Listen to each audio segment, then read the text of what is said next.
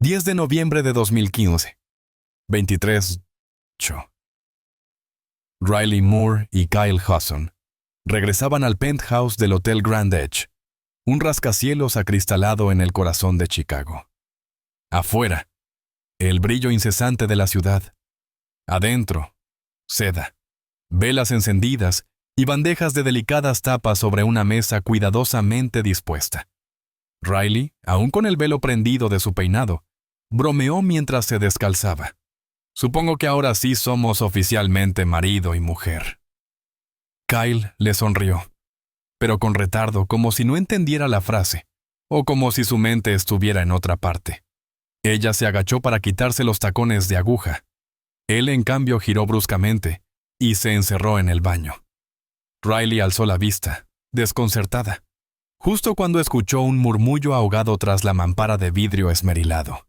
No eran sonidos de alguien que se duchara, ni de quien buscara relajarse tras una boda agotadora. Eran palabras entrecortadas, dirigidas a nadie, o quizás a sí mismo, como si se repitiera una frase para convencerse de algo. Riley se aproximó, inquieta, pero no llegó a tocar la puerta. El teléfono de Kyle, que él había dejado sobre la mesa del minibar, vibró. Una vez, luego otra, y otra más. En la pantalla aparecía un nombre que ella reconoció: Marcus Edwards. Kyle siempre hablaba de él como de un viejo amigo de universidad, pero Marcus no era alguien que en mitad de la noche de bodas debería estar escribiendo mensajes uno tras otro. Llamó. Colgó. Escribió de nuevo. Todo en menos de 5 minutos. 20 minutos después, Kyle emergió del baño con un albornoz blanco, húmedo en los bordes, y el rostro más pálido que el mármol del suelo. Evitaba mirarla. Caminaba como si su cuerpo no le perteneciera.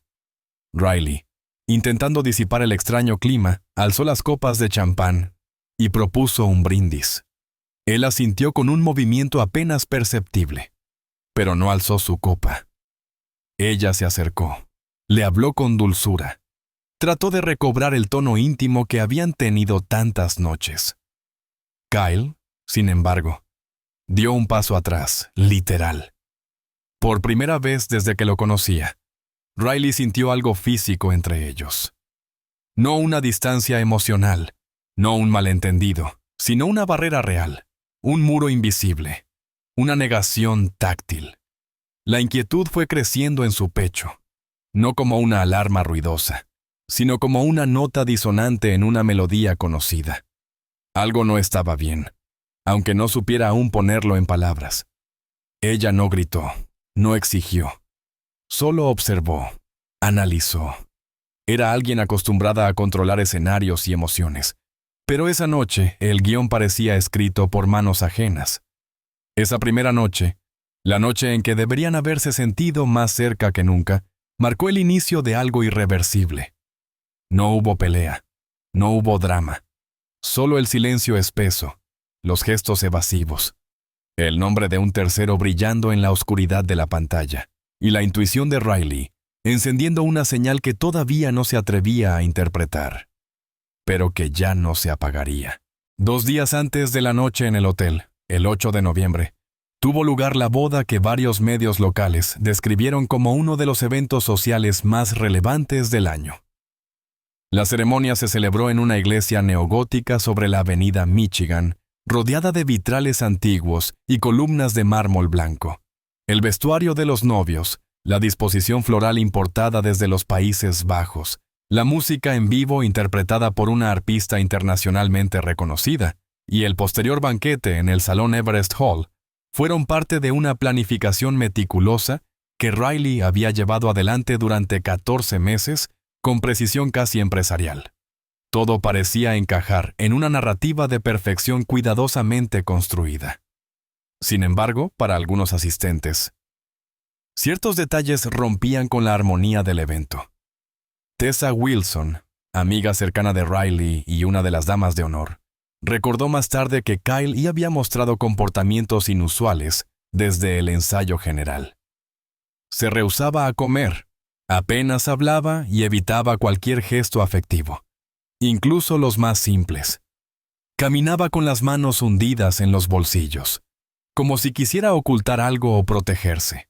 En la recepción se excusaba con frecuencia para ir al baño, aproximadamente cada 40 minutos, lo cual llamó la atención de quienes compartían su mesa. A las preguntas sobre el viaje de luna de miel, respondió con vaguedades y una notoria falta de entusiasmo. Algunos pensaron que estaba abrumado por la magnitud del evento, pero la repetición de ciertos gestos generaba inquietud entre quienes lo conocían bien. Marcus Edwards, identificado en los registros posteriores como su amigo de la universidad, fue visto hablándole en voz baja a un costado del salón, en 2 ocasiones separadas por intervalos breves. Ambos encuentros ocurrieron tras discursos emotivos de los padres de Riley y de su jefe, lo cual llamó la atención del personal del lugar. Los fotógrafos, que registraban cada movimiento de los novios, captaron una serie de imágenes en las que Kyle aparece secándose el rostro con un pañuelo justo en el momento en que Riley lanza el ramo. Esas fotografías, tomadas en principio como recuerdos inofensivos, serían posteriormente incluidas en el expediente judicial para ilustrar el estado anímico del recién casado. Pese a esos indicios, la atmósfera general de la boda se mantuvo festiva. Nadie hizo preguntas abiertamente ni interrumpió el protocolo. Las dudas, cuando surgieron, se disfrazaron de comentarios superficiales. Varios invitados atribuyeron la conducta de Kyle al estrés, la timidez o simplemente a una personalidad reservada. Riley, radiante y visiblemente emocionada, no dio señales de notar ninguna anomalía. En su entorno cercano, algunos pensaron que su entusiasmo era una forma de negar lo evidente, aunque nadie expresó nada en voz alta. Aquel día concluyó sin sobresaltos aparentes. Los discursos, las fotos grupales y la música acompañaron una celebración que, al menos en superficie, cumplía con todos los elementos esperados. Pero bajo esa capa de perfección, ya comenzaban a formarse grietas. Grietas que, en menos de 48 horas, dejarían de ser invisibles. Durante los 9 meses de relación previos al compromiso, Riley construyó una imagen de Kyle basada en la estabilidad emocional, la serenidad de sus gestos y su aparente madurez. En contraste con relaciones anteriores marcadas por altibajos, él representaba una figura contenida, predecible y confiable. Nunca alzaba la voz, no bebía en exceso, tenía rutinas fijas y una expresión calmada incluso en situaciones tensas. Para Riley, todo eso simbolizaba seguridad. No obstante, ciertos aspectos de su pasado permanecían velados. Kyle evitaba hablar de su infancia. Cuando surgían temas familiares, se limitaba a comentarios vagos sobre haber crecido en Vermont, en un ambiente que describía como tranquilo, nada especial. No mostró fotos, no mencionó nombres, y nunca hizo planes para visitar a sus supuestos padres. Riley, en ese entonces, no insistía. Atribuía su silencio a una personalidad reservada, incluso a una forma de proteger su intimidad. Tessa Wilson, amiga cercana a ella, expresó en más de una ocasión su preocupación sobre esas omisiones. Consideraba que existía una disonancia entre la imagen que Kyle proyectaba y los vacíos que dejaba sin explicar. Riley rechazó esas sospechas. Se sentía enamorada y convencida de que la confianza se construye también con tiempo y respeto a los silencios del otro. La racionalización fue un recurso frecuente para evitar confrontar las dudas. En lo íntimo, la relación se mantenía dentro de límites conservadores. La vida sexual era escasa, pero Kylie justificaba esa distancia con argumentos que, en su momento, parecieron convincentes. Hablaba de una visión más emocional del amor, de una conexión basada en la compatibilidad intelectual y afectiva. Riley aceptó esa narrativa, interpretándola como una muestra de delicadeza o incluso de madurez. Lo que inicialmente le pareció una virtud, con el tiempo comenzó a generar pequeñas tensiones internas, que ella no exteriorizaba. convencida de que cada pareja tiene su ritmo y que la plenitud no siempre implica intensidad física. A medida que se acercaba la fecha de la boda, ciertas alteraciones en el comportamiento de Kyle comenzaron a notarse con mayor claridad. Olvidaba citas importantes, confundía nombres de personas del entorno de Riley y reaccionaba con sobresalto ante comentarios inofensivos. Su sueño se volvió irregular. Comenzó a dormir en otra habitación alegando que necesitaba concentración para cerrar asuntos laborales. En varias ocasiones, Riley lo encontró despierto a altas horas de la noche, observando la pantalla del ordenador sin actividad visible. Cuando ella se acercaba, él minimizaba la situación con explicaciones poco detalladas. La percepción de Riley comenzó a fracturarse en pequeños fragmentos. No se trataba aún de una sospecha definida, sino de una acumulación de gestos, de contradicciones no resueltas, de ausencias emocionales difíciles de nombrar. En su entorno más cercano, las alarmas eran más evidentes, pero nadie se atrevía a interferir de forma directa. La preparación de la boda funcionó como una fuerza centrífuga que empujaba cualquier duda hacia la periferia. Riley, comprometida con una idea de amor estable y con un futuro ya proyectado, prefirió no mirar de frente esas señales. Esa decisión, tomada en silencio, tendría consecuencias que ningún plan de vida había contemplado. La noche avanzaba con una quietud tensa. Tras el regreso al hotel y después de las primeras señales de incomodidad, Riley intentó reencauzar la atmósfera hacia algo cercano a lo esperado para una noche de bodas. Encendió la música ambiental, sirvió las copas de champán y preparó las fresas que el servicio de habitaciones había dejado envueltas en chocolate. Se cambió de ropa con lentitud medida, buscando generar una cercanía que, hasta ese momento, parecía evaporarse con cada minuto. Sin embargo, Kyle se mantuvo distante.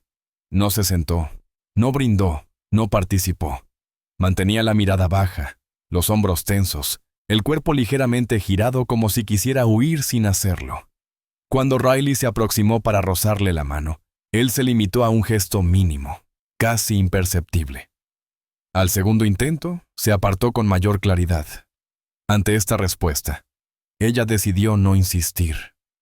Se sentó frente a él y formuló una pregunta directa, sin rodeos. El silencio que siguió no fue casual, sino profundamente revelador. Kyle no respondió ni con palabras ni con gestos. Parecía paralizado, atrapado entre la necesidad de decir algo y la imposibilidad de articularlo. Su respiración era irregular, y su rostro, aunque inexpresivo, dejaba entrever una lucha interna intensa. Riley observó con atención, buscando un indicio que diera sentido a ese comportamiento. Él se levantó de golpe y volvió al baño. El sonido del agua no se oyó, solo el leve golpeteo de sus pasos al cruzar el mármol. Ella permaneció inmóvil, conteniendo el impulso de seguirlo. Varios minutos después, Kyle salió con el albornoz atado con demasiada fuerza, las mangas estiradas hasta cubrir por completo sus manos. Fue entonces cuando Riley sintió que la situación se desbordaba del ámbito de lo emocional para adentrarse en lo físico. Se acercó una vez más. Al intentar abrazarlo, él la rechazó con un movimiento brusco que no contenía violencia, pero sí una firmeza inusual. Fue ese rechazo el que desencadenó una reacción instintiva en ella. Riley no gritó ni exigió explicaciones. Su reacción fue interna, casi imperceptible, pero definitiva. Se fijó en cómo él sujetaba el cinturón del albornoz, cómo escondía el cuerpo con rigidez antinatural. Algo no encajaba. Tomó su muñeca con rapidez, más como reflejo que por decisión consciente. Kyle se apartó, pero no a tiempo. En un solo movimiento, Riley aflojó el nudo del cinturón. Lo que descubrió en ese momento superó su capacidad de comprensión inmediata. Transformando por completo la relación que creía conocer, Kyle cayó de rodillas, sin fuerza para sostenerse, y comenzó a llorar. Murmuraba frases entrecortadas, confesiones atropelladas, mientras Riley retrocedía, atónita, sin lograr asimilar lo que había descubierto. No reaccionó con furia inmediata, sino con una incredulidad absoluta, paralizante. La secuencia de los hechos que siguió se convirtió, más tarde, en materia de interpretación forense y análisis psicológico, pero en ese instante solo existía una verdad para ella. La vida que pensaba conocer acababa de desaparecer. Riley permaneció sentada en el borde de la cama durante varios minutos, con la espalda recta y las manos apoyadas sobre los muslos. Su respiración era superficial, interrumpida por intervalos breves de contención. No lloraba ni hablaba.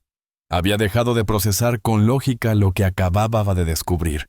Su cuerpo estaba presente, pero su conciencia parecía haberse disociado. En el suelo, a unos pasos, Kyle se mantenía de rodillas, cubriéndose el rostro, intentando articular explicaciones que no encontraban forma. Ninguna palabra resultaba suficiente. Ninguna frase lograba ordenar el caos instalado entre ellos. Él había confesado entre sollozos una verdad guardada durante años, relacionada con una condición médica rara, con operaciones múltiples, con decisiones tomadas desde el miedo y la vergüenza. Lo había ocultado todo. A sus amigos, a sus colegas, a ella. Riley se levantó lentamente y caminó hacia el balcón. Abrió la puerta sin abrigo, dejando que el viento nocturno, húmedo y agresivo, la golpeara. Miró hacia el río y luego hacia la avenida, iluminada por faros y señales de tránsito. Intentó respirar hondo, pero cada intento se veía interrumpido por una presión en el pecho que no disminuía. No era solo el impacto del secreto revelado, sino el sentimiento de haber sido despojada de algo esencial, el derecho a decidir con plena información. La intimidad construida se había transformado en una narrativa incompleta, dirigida por una persona que había seleccionado qué partes mostrar y cuáles ocultar. Cuando volvió al interior, encontró a Kyle aún en el mismo lugar. La escena se mantenía congelada, pero la tensión en el aire había cambiado. Ya no era incertidumbre, era ruptura. Él le pidió hablar, una y otra vez, con un tono que oscilaba entre la súplica y el arrepentimiento. Riley escuchó, aunque no respondía. Asimilaba. Ordenaba piezas rotas con una mente que funcionaba como mecanismo de defensa, separando emoción de acción. Mientras él intentaba justificar su silencio con miedo al rechazo, ella procesaba su propia reacción. No se trataba de su condición, sino de la omisión sistemática. Del engaño por omisión, mantenido incluso cuando los compromisos aumentaban. Riley no pudo evitar pensar en cada decisión tomada en los últimos meses. La boda, los planes de mudanza, los intentos de formar una familia. Todo, pensaba, había estado basado en una imagen que ahora se revelaba incompleta. Sobre la mesa auxiliar, junto a una bandeja de frutas parcialmente consumidas, había quedado un cuchillo pequeño, parte del servicio ofrecido por el hotel. El objeto estaba fuera de lugar, casi olvidado. Riley lo miró sin intención concreta. Fue un gesto mínimo, inconsciente, pero que marcaría el inicio de una secuencia imprevista. En ese momento, algo dentro de ella se fracturó. No hubo pensamiento lógico, ni plan premeditado. Fue un colapso emocional que desbordó su capacidad de reacción, dejando a la razón sin tiempo de intervenir. Lo que siguió ocurrió en segundos. No se trató de un acto deliberado, sino de una reacción desbordada, sin retorno. Cuando el silencio volvió a instalarse en la habitación, ya nada era reversible. La llamada de emergencia fue registrada a las 2:47 de la madrugada. 4 minutos después, la policía llegó al piso 47 del Hotel Grand Edge. La puerta del penthouse estaba entreabierta. Riley Moore la había abierto por sí misma, aún con el vestido puesto, descalza, la mirada fija en el vacío. No ofreció resistencia, no intentó explicar. No pidió abogado. En su rostro no había lágrimas ni señales de confusión. Solo una quietud que varios agentes describieron después como inhumana. El objeto usado fue encontrado posteriormente en el baño, con rastros parcialmente eliminados. Kyle Hudson Fue declarado muerto en el lugar por los servicios médicos a las 3:12. ¿La causa? Una herida penetrante torácica acompañada de múltiples lesiones menores. El informe médico confirmó la presencia de múltiples lesiones, una de ellas considerada fatal. La investigación, liderada por la detective Laura Bates, se centró en reconstruir los hechos a partir de evidencias físicas, testimonios y análisis de comportamiento. Durante los primeros días, se filtraron datos incompletos a la prensa, lo que generó versiones contradictorias sobre las motivaciones de Riley. Sin embargo, el caso dio un giro inesperado al revelarse el contenido del historial médico de Kyle. Un conjunto de informes clínicos y antecedentes quirúrgicos detallaron una condición genética rara, identificada como un trastorno del desarrollo sexual, DSD, diagnosticado en su infancia y tratado con intervenciones quirúrgicas extensas. La documentación, corroborada por exámenes post-mortem, confirmó que los exámenes médicos revelaron que Kyle vivía con una condición intersexual poco común, que eligió mantener en privado. Durante toda su vida adulta, había ocultado esta condición incluso a su círculo más cercano. El juicio, iniciado 6 meses después, se convirtió en un foco de atención mediática nacional. Las audiencias fueron transmitidas parcialmente, y el debate público se polarizó. Por un lado, los sectores del activismo médico y de derechos humanos insistieron en que Kyle había sido víctima de una sociedad que no permite la visibilidad plena de las diversidades corporales. Por otro, analistas legales argumentaron que el silencio sostenido sobre su identidad representaba una falta grave de honestidad con su pareja, agravada por el contexto del matrimonio reciente. Riley fue evaluada por un equipo de psiquiatras forenses que determinaron un estado de disociación temporal durante los hechos sin antecedentes de conducta violenta. No se hallaron signos de planificación ni móviles económicos. El juez Daniel King calificó el caso como excepcional por su complejidad ética y emocional. El jurado, tras deliberar durante 48 horas, concluyó que el acto constituía homicidio sin premeditación, considerando los elementos de impacto psicológico extremo. La sentencia fue de 8 años de prisión efectiva, con posibilidad de libertad condicional a los 5 años por buena conducta. Riley Moore salió en libertad en octubre de 2022. No ofreció declaraciones. Rechazó entrevistas, cambió de residencia y se desvinculó de toda actividad pública. Su figura pasó a ocupar un espacio ambiguo en la memoria colectiva. Para algunos, símbolo de una tragedia evitable. Para otros, evidencia de una verdad mal gestionada. El caso cerró oficialmente, pero el debate continuó abierto, sin resolución definitiva. Queridos amigos, esta es una historia ficticia, creada con fines artísticos. Sin embargo, los hechos que aquí se narran bien podrían suceder en la vida real, pues están basados en emociones humanas profundas y, a veces, destructivas. Los celos, la pasión, el resentimiento. Este relato muestra cómo un solo paso en falso puede llevar a la tragedia. No justificamos ni respaldamos el comportamiento de los personajes. Por el contrario, esta historia condena toda forma de violencia, manipulación y crueldad. A través de sus escenas, queremos invitar a la reflexión sobre los límites personales, la confianza y el alto precio que puede tener una decisión impulsiva. Por favor, no imiten lo que han visto en este video. Todo lo mostrado es una interpretación artística. Si están enfrentando una situación de peligro o conocen a alguien que lo esté, no duden en acudir a las autoridades o servicios de ayuda. Recuerden, la ayuda real existe y no están solos. Cuídense mucho y protejan a sus seres queridos. Gracias por su atención.